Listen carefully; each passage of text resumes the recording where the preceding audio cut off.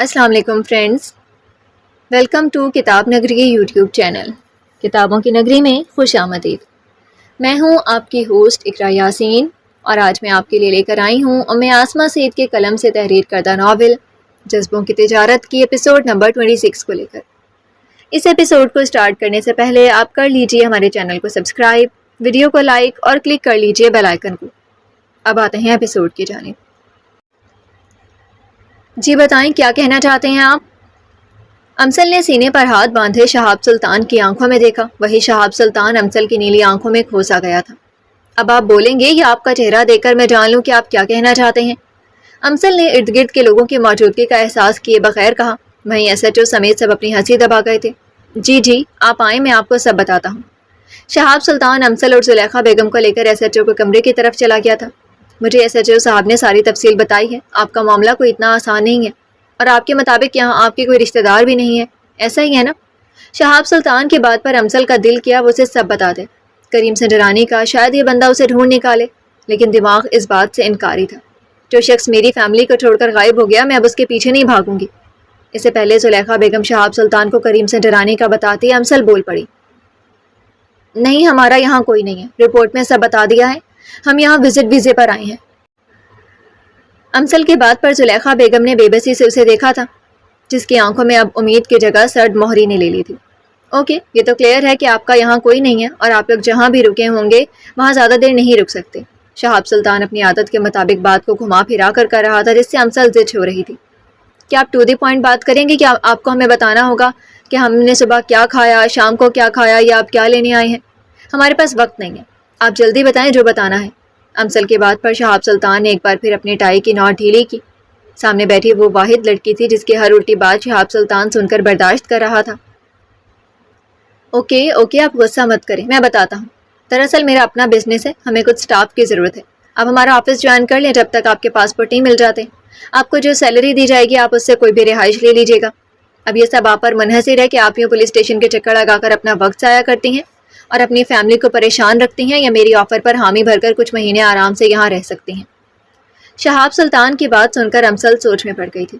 شہاب سلطان کی بات میں وزن تھا، اور جو صورتحال امسل کے ساتھ چل رہی تھی، وہ کل ہوٹل سے نکلنے کے بعد اپنی ممی اور انوال کو لے کر کہاں جاتی؟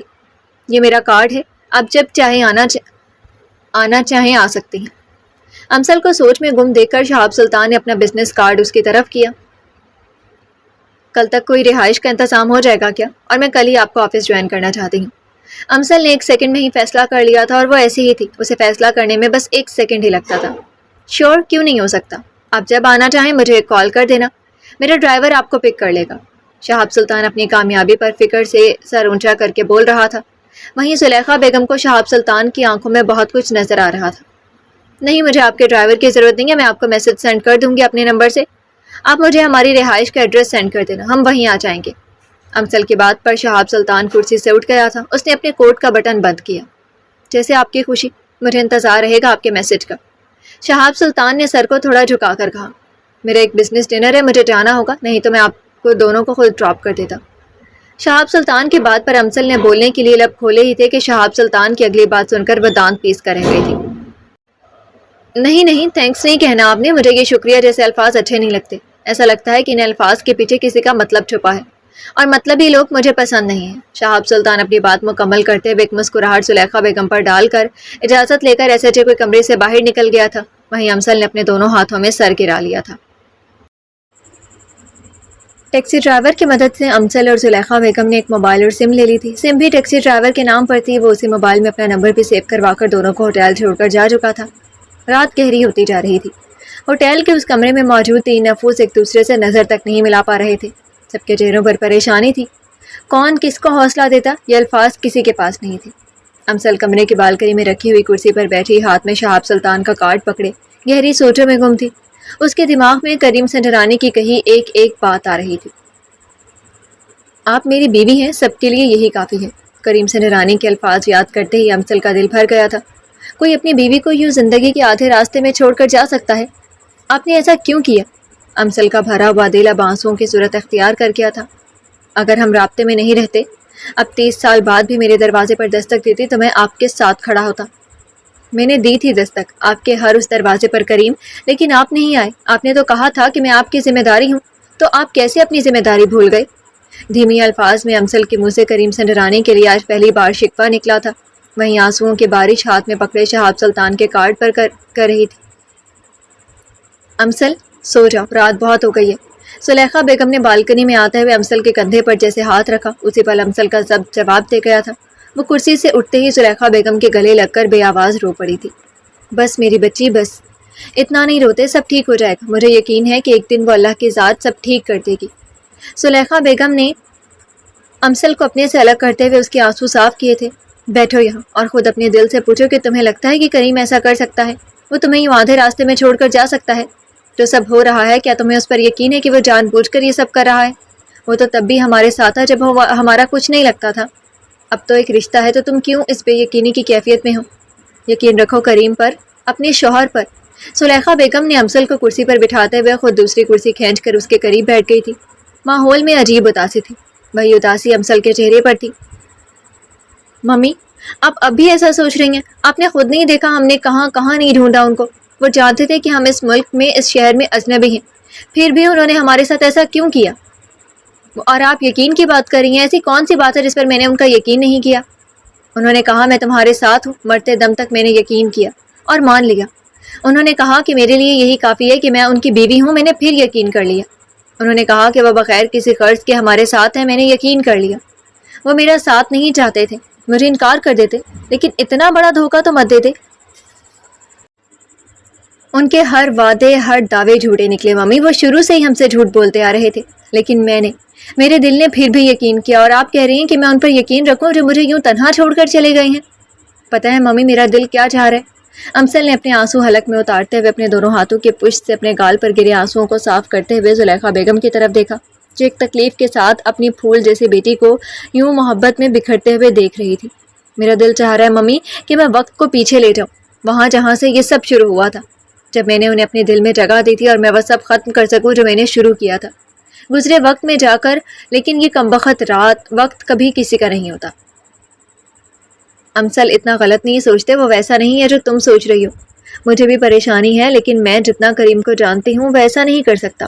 زلیخا بیگم کے پاس وہ الفاظ نہیں تھے جس سے وہ کریم سنجرانی کا دفاع کر سکے اور اپنی ٹوٹتی بکھرتی ہوئی بیٹی کو سنبھال سکے۔ آپ جو مرضی کہہ لیں ممی، لیکن میں اب ان کا یقین نہیں کروں گی۔ اتنا تو مجھے پتہ چل گیا ہے کہ وہ جھوٹ بڑی خوبصورتی سے بولتے ہیں، اور میں ان کی انہی جھوٹی باتوں میں آ گئی تھی، اور مجھے لگتا ہے کہ یہی ان کا سب سے بڑا فن تھا، اور وہ فن انہوں نے مجھ پر آزما لیا۔ اب اگر وہ میرے سامنے آئے تو وہ میری نفرت دیکھیں گے۔ میں نے دل کی بات سن کر اپنا سب کچھ کھو دیا ہے، لیکن دماغ ابھی بھی میرے پاس ہے۔ میں اپنی اور آپ لوگوں کی زندگی خراب نہیں ہونے دوں گی۔ آپ پیکنگ کر لیں، صبح ہوتے ہی ہم یہاں سے چلے جائیں گے، ان کی جھوٹی دنیا سے۔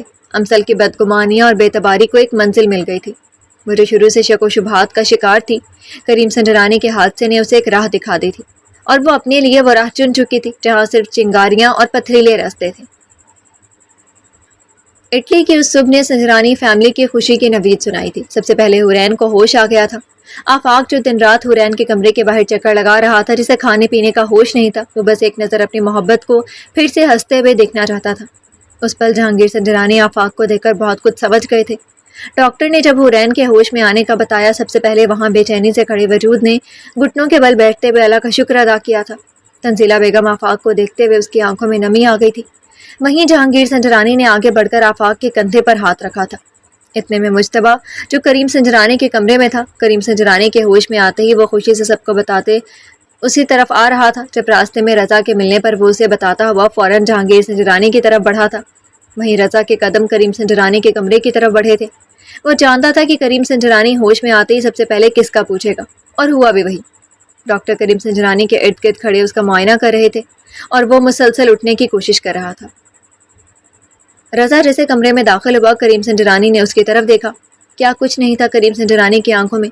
رضا ایک پل کو نظریں جھکا گیا تھا۔ کریم صاحب پلیز آپ تعاون کریں، ہمیں چیک اپ کرنے دیں، آپ 3 دن کے بعد ہوش میں آئے ہیں۔ ایک ڈاکٹر نے آگے بڑھ کر کریم سنجرانی کے ہاتھ کو روکا جو اپنے بازو پر لگی ڈرپ اتار رہا تھا۔ اس سے پہلے کریم سنجرانی کچھ کہتا، رضا فوراً آگے بڑھا۔ کریم صاحب ان کو چیک اپ کرنے دیں، میں آپ کو ساری تفصیل بتا دوں گا۔ آپ کی ساری فیملی یہاں ہے، اور حورین میڈم کو بھی ہوش آ گیا ہے۔ رضا کے بتانے پر کریم سنجرانی نے گہرا سانس لیا۔ ڈاکٹرز کی چیک اپ کرنے کے بعد جیسے ہی کمرے سے نکلے کریم سنجرانی نے رضا کی طرف دیکھا۔ امسل کہاں ہے رضا؟ ایک جملے کو ادا کرنے میں کریم سنجرانی کو جو اذیت محسوس ہوئی تھی وہ یہ وہی جانتا تھا۔ وہ پاکستان میں ہے خیریت سے۔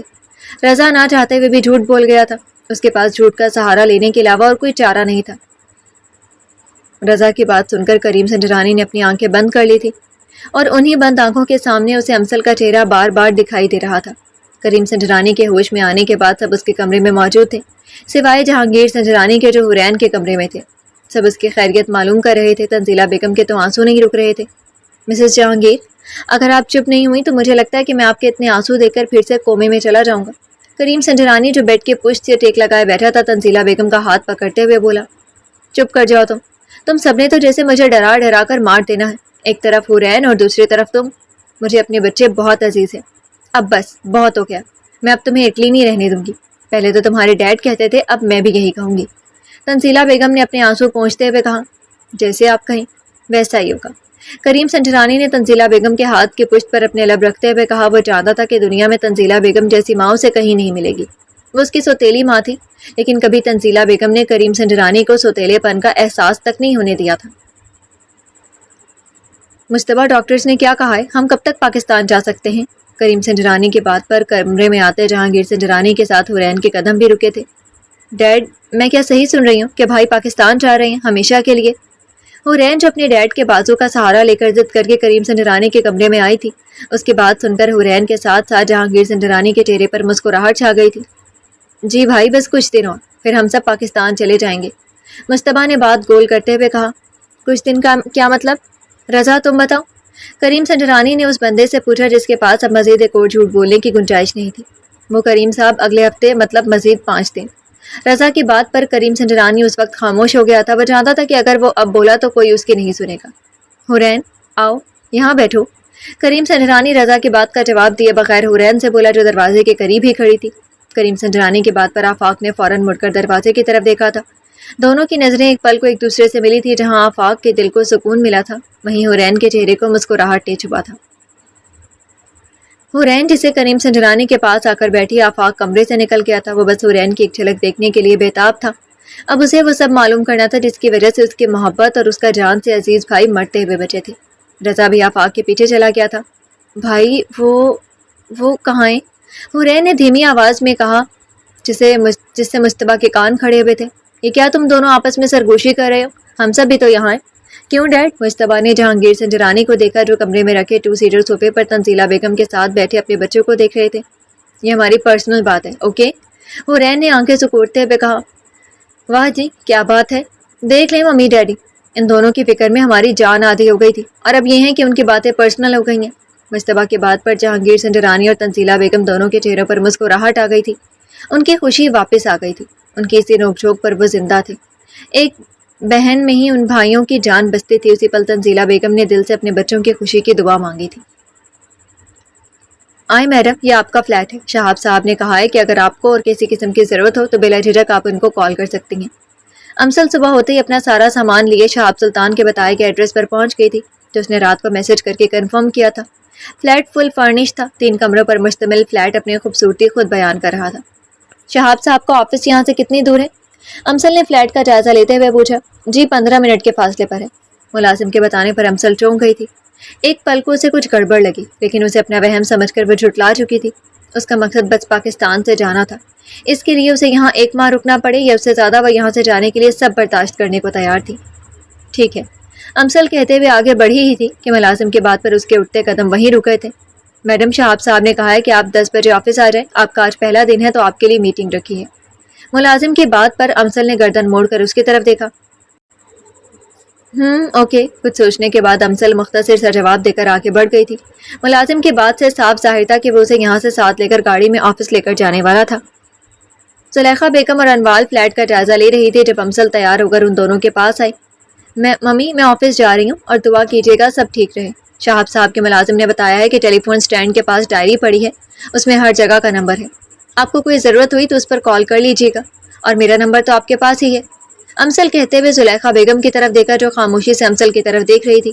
امسل جیسے خاموش ہوئی، زلیخا بیگم نے امسل کا ہاتھ اپنے دونوں ہاتھوں میں لیا۔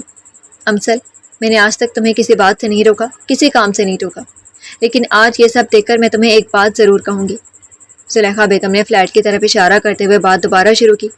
امثل مرد کا دل کبھی صاف نہیں ہوتا، وہ باتیں بہت اچھی کرتا ہے لیکن اس کی ہمدردی میں، اس کی باتوں میں اس کا کہیں نہ کہیں کوئی مقصد چھپا ہوتا ہے۔ ہم اس وقت مجبور ہیں اور مجبوری انسان کو بہت کچھ کرنے پر اکساتی ہے اور دوسرا بندہ اسی مجبوری کا فائدہ اٹھاتا ہے۔ لیکن ایک بات یاد رکھنا، تم کسی کی امانت ہو، وہ کہاں ہے یا وہ کیسا ہے تمہیں اس سے کوئی غرض نہیں ہونی چاہیے۔ بس یہ یاد رکھنا کہ تم جس کے نام سے منسوب ہو وہی تمہارا سب کچھ ہے، اور عزت سے بڑھ کر کوئی چیز دنیا میں نہیں ہے۔ جہاں تمہیں لگے تم محفوظ نہیں ہو، سب چھوڑ دینا۔ سمجھ رہی ہو نا میری بات؟ زلیخا بیگم کی بات پر امثل کے چہرے پر زخمی مسکراہٹ آئی تھی۔ جی ممی، آپ پریشان نہ ہوں، میں جانتی ہوں کہ میں اس شخص کی امانت ہوں جو مجھے اپنا کر بھول گیا ہے۔ اگر آپ یہ سب نہ بھی کہتی تو مجھے اپنی حدود کا پتہ ہے۔ میں اب چلتی ہوں۔ امثل اپنی ماں سے دعا لیتے ہوئے فلیٹ سے نکل گئی تھی۔ آج شہاب سلطان کے آفس میں کچھ خاص ہلچل جو ہو رہی تھی۔ ہر کوئی سرگوشی میں کچھ نہ کچھ پوچھنے کی کوشش کر رہا تھا۔ شہاب سلطان نے آتے ہی سب کو میٹنگ کے لیے بلایا تھا۔ سب سٹاف یہ تو جانتے تھے کہ جب بھی شہاب سلطان سب کو میٹنگ کے لیے بلاتا تھا تب کوئی خاص بات یا کوئی نیو پروجیکٹ کی بات کرنی ہوتی تھی، لیکن آج ان دونوں میں سے کوئی بات نہیں تھی۔ گھڑی کی ٹک ٹک بڑھ رہی تھی۔ 10 بجنے میں ابھی 5 منٹ باقی تھے۔ سارا سٹاف میٹنگ روم میں موجود تھا۔ وہیں شہاب سلطان رائل بلو کلر کے 3 پیس سوٹ پہنے، ایک ہاتھ پینٹ کی پاکٹ میں ڈالے، دوسرے ہاتھ کی کلائی میں بندھی گھڑی پر ٹائم دیکھتے ہوئے مسلسل چکر پر چکر لگا رہا تھا۔ اس کی بے چینی سب پر واضح تھی۔ آج سے پہلے پرسکون رہنے والے شہاب سلطان کو کسی نے بھی اتنا بے چین نہیں دیکھا تھا۔ 10 بجتے ہی میٹنگ روم کا دروازہ کھلا اور امثل اندر داخل ہوئی۔ جی تو فرینڈز، کیسے لگی آپ کو آج کے ایپیسوڈ؟ کمنٹ سیکشن میں ضرور بتائیے گا۔ پھر حاضر ہوں گے ناول کے نیکسٹ ایپیسوڈ کے ساتھ۔ تب تک کے لیے اجازت دیجیے۔ شکریہ۔ اللہ حافظ۔